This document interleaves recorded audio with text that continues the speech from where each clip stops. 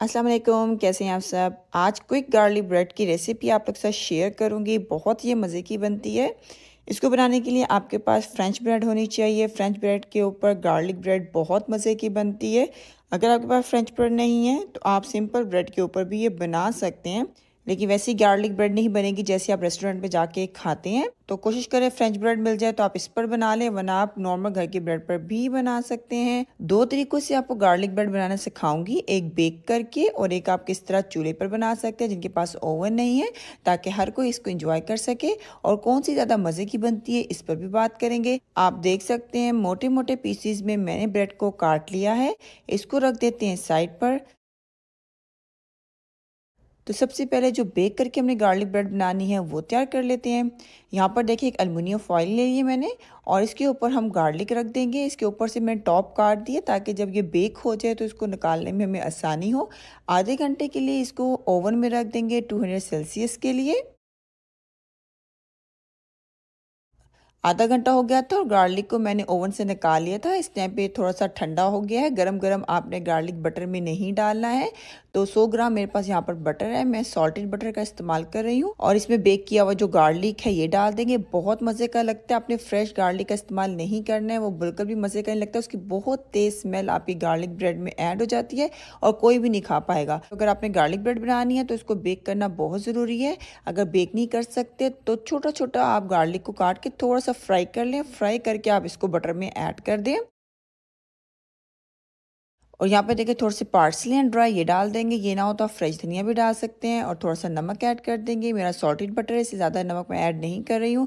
अगर आप unsalted butter लेंगे तो उस हिसाब से नमक आप ज़्यादा कम कर सकते हैं। अच्छी तरह से मिक्स कर लेंगे। गार्लिक मेरा थोड़ा सा गर्म था जिसकी वजह से मेरा बटर आप देख सकते हैं मेल्ट हो गया है। इसको मैं 10 से 15 मिनट के लिए बटर को फ्रिज में रख देती हूँ ताकि स्प्रेडेबल हो जाए। 15 मिनट हो गया और बटर भी हमारा सेट हो गया है। अब बटर को हम अपनी गार्लिक ब्रेड के ऊपर लगाएंगे। अच्छी तरह आपने बटर को लगाना है और ज़्यादा अमाउंट में लगाना है, क्योंकि जब हम इसको बेक करेंगे तो बटर मेल्ट होकर हमारी ब्रेड के अंदर तक जाएगा। अगर आप बटर ज़्यादा नहीं लगाएंगे तो आपकी गार्लिक ब्रेड बिल्कुल भी जूसी नहीं बनेगी और ऊपर से सख्त हो जाएगी। तो इस चीज़ का ज़रूर ख्याल रखिएगा कि बटर आपने ज़्यादा अमाउंट में लगाना है। अब इसे 200 सेल्सियस पे 15 मिनट के लिए बेक कर लेते हैं। जब तक हमारी गार्लिक ब्रेड बेक हो रही है तो आए दूसरी ब्रेड की रेसिपी आप लोग के साथ शेयर कर लेते हैं, जिसको हम रेडी करेंगे पैन के अंदर। यहाँ पे 100 ग्राम मेरे पास बटर है और 1 टीस्पून भर के गार्लिक पाउडर का इस्तेमाल करेंगे। आपने गार्लिक पाउडर का ही इस्तेमाल करना है, फ्रेश गार्लिक का इस्तेमाल नहीं करना है। अगर गार्लिक पाउडर नहीं है तो इसकी जगह पे लहसुन को छोटा छोटा काट के आप थोड़ा सा ऑयल में फ्राई कर लें। फ्राई किया हुआ जो लहसुन है वो आप बटर में ऐड कर लें, लेकिन फ्रेश डायरेक्ट आपने लहसुन का इस्तेमाल नहीं करना है। बहुत स्ट्रॉन्ग स्मेल हो जाएगी आपकी गार्लिक ब्रेड की, इस चीज़ का जरूर ख्याल रखिएगा। और यहाँ पे देखें ड्राई पार्सली है मेरे पास, ये डाल देंगे। ये ना हो तो फ्रेश धनिया का इस्तेमाल भी कर सकते हैं। नमक जो है अकॉर्डिंग आप अपने टेस्ट के डाल सकते हैं, ज़्यादा और कम कर लिएगा जिस हिसाब से भी आपने करना हो। अच्छी तरह से इन सब चीज़ों को मिक्स कर लेते हैं। तो ये बटर हमारा तैयार हो गया है ब्रेड पे लगाने के लिए। इसको हम ब्रेड पर लगाएंगे।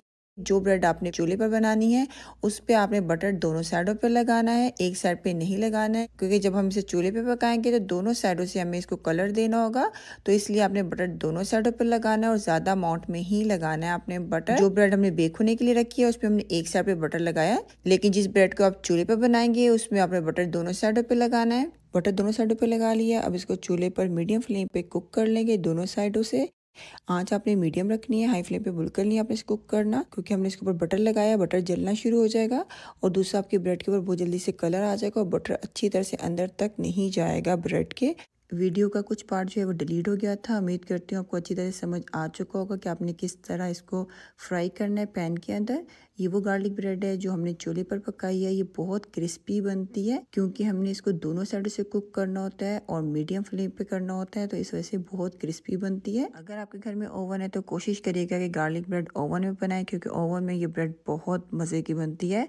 और अगर नहीं है ओवन तो फिर आप चूल्हे पर बिल्कुल बना सकते हैं।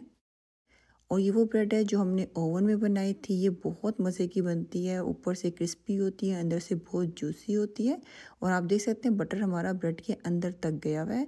ये क्यों गया है? क्योंकि हमने बटर की अमाउंट ज़्यादा रखी थी और ब्रेड सॉफ्ट भी हमारी इसलिए क्योंकि बटर हमने ज़्यादा लगाया था। اور یہ جو ہم نے چولہے پر پکائی تھی یہ کرسپی ہی ہوگی بریڈ. آپ بٹر تھوڑا ڈالیں یا زیادہ ڈالیں، لیکن مین چیز یہ ہے کہ بٹر آپ کا بریڈ کے اندر تک جانا چاہیے، اس لیے اماؤنٹ آپ نے بٹر کی تھوڑی زیادہ رکھنی ہے. امید کرتی ہوں جھٹپٹ سے بن جانے والی گارلک بریڈ کی ریسیپی آپ کو اچھی لگی ہوگی. انشاءاللہ نیکسٹ ٹائم ملیں گے اچھی سی ریسیپی کے ساتھ. خیال رکھیے گا. اللہ حافظ.